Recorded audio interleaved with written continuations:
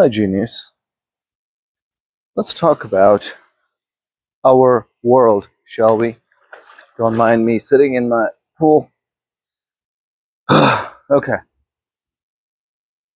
What if everything you look at, you're looking at yourself?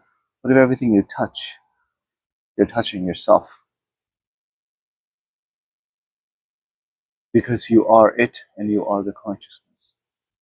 Everyone you look at is a different part of you. What if,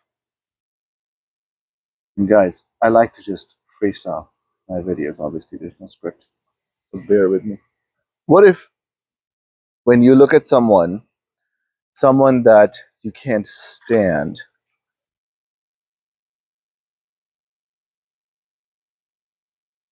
you look at them as, let's say you looked at your toes and something didn't look right in your toenails, and you went to the doctor and they said, this is you have toe fungus, right? But if you looked at somebody and they just disgusted you, what if you were basically looking at your own toe fungus?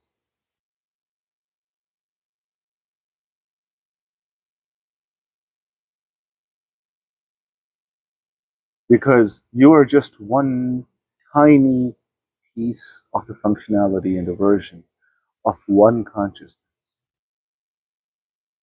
And when you go deep into meditations, I need to make sure I'm recording. And I want to make sure this doesn't fall because it'll fall right into the water. Okay. So, don't splash my watch, my favorite watch. What if the things that you notice in other people that you hate, all they are doing is reflecting something that is in you that you must look at and figure out if you want to keep that part of you in you, or do you want to release it? And the moment you release it, that part in that person disappears. And all of a sudden, you're wondering, how come that person changed? That person did not change. You changed. You know, when you have any issues with your parents or your spouse or your friends or your coworkers, and if you take that one issue, it almost feels as if everybody around you is bringing out what is inside of you. And if it's love, they're bringing the love out of you. And if it's hate and resentment, they're bringing the resentment and love and everything, the negative out of you too. Why are they doing that? Why is consciousness in other forms bringing that up to your level of awareness? Bringing it in front of your awareness, why is it doing that? Because you're sleepwalking through life.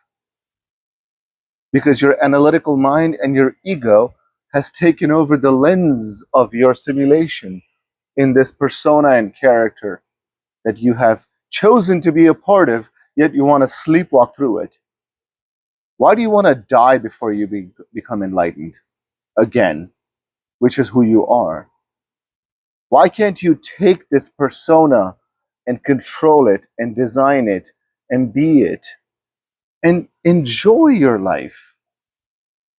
Why wait until everybody gets enlightened when they die?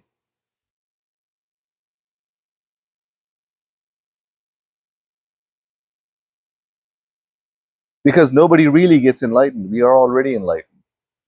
We just put barriers and barriers and barriers in front of us so that we forget the fact that we are enlightened, so we can enjoy this simulation, the game that we're playing. You know?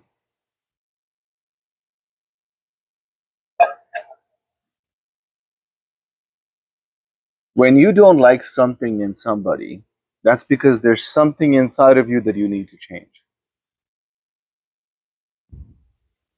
I come to realization of that myself many, many times.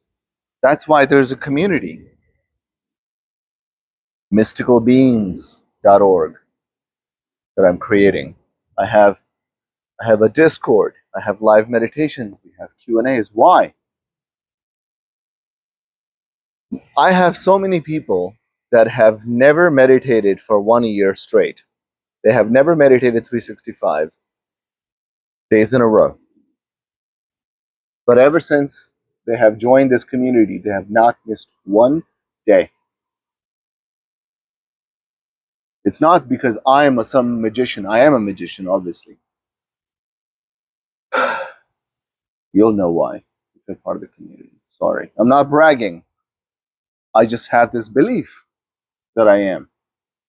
I am training my body that I'm a magician. I'm training my body and subconscious mind that I can make whatever I want happen. And I've been able to so far. Why should I limit myself by humbling my beliefs? Don't humble your beliefs. Free yourself from the stupidity of the fact that no, I can't say that because that sounds too good to be true. No. How many people do I have in this community that told me that they have read all these books, they have done meditations, nothing has worked until they became part of this community? And now they're shaking and they're having vibrations and they're having visions and they're having. Why? Am I making that happen? No, you're making that happen.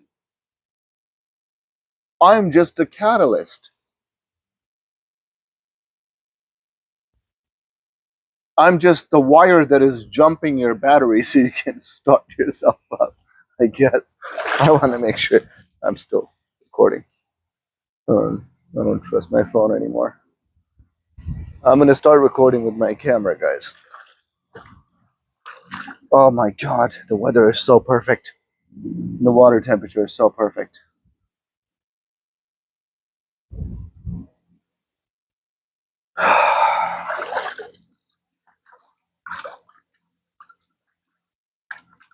You know, when you get really good at this work, when you get really good at this meditation, let me raise my energy. Give me 30 seconds. Raise it with me if you're able to. Take a deep breath.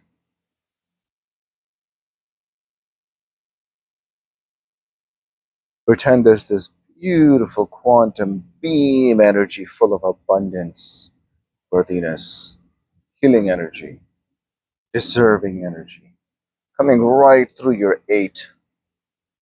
And as it passes through your eight, it makes you worthy and it enters the top of your skull, enters your crown chakra, right through your pineal gland, blesses the eight, blesses the seven, blesses your pineal gland, blesses your throat, and enters your heart.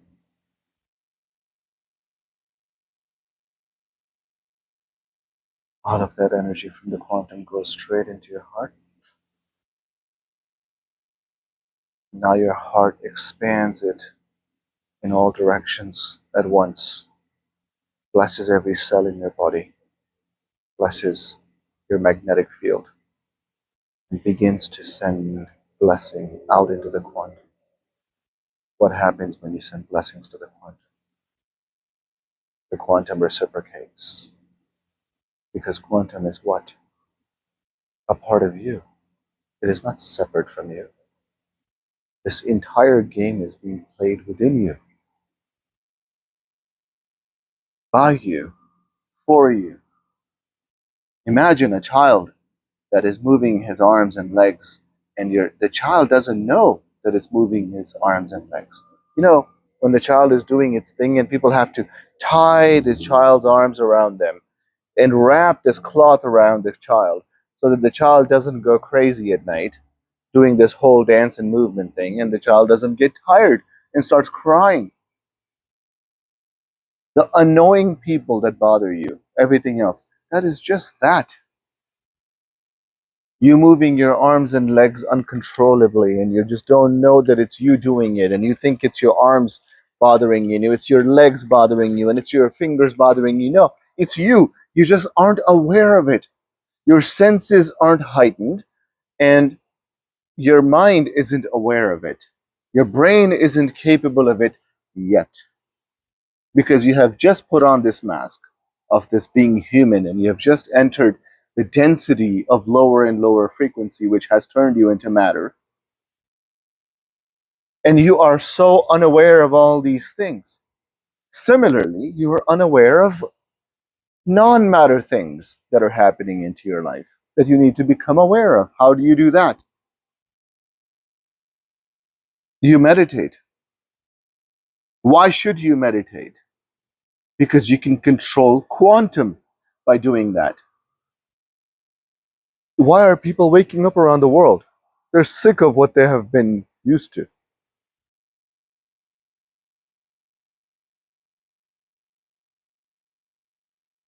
That's what I teach here. That's why we have a Discord. That's why we have live meditations. That's why we have Q&As. I'm going to go to Mexico in 10 days. I will have a lot more to share with you guys. When I come back, I'm going to go to Texas. I'm going to have a lot more to share with you guys. With advanced meditators there, with Mexico, advanced meditators in Texas, and so on and so on and so on. Why? Because I can.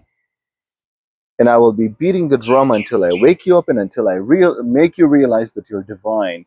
You are unlimited. You are worthy of love.